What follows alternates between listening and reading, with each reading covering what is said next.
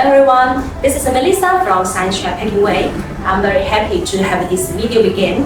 And Sunshine has been focused on the bakery products like the cake ball and the boxes for more than 10 years.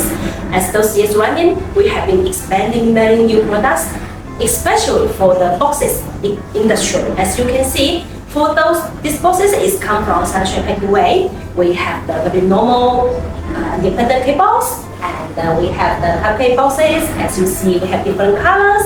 Also the craft cake balls, which is the material is very natural.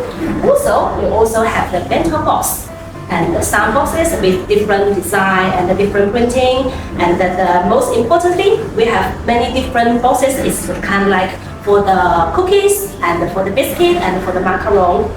This is for the bakery boxes.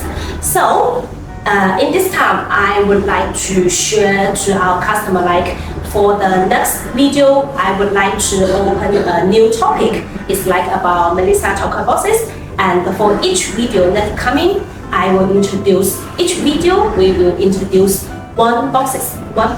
So in the video, I would like to show like how this box looks like, what the material is, and how they design, and what's the structure, and what that would be if I put a cake or I put a product inside it.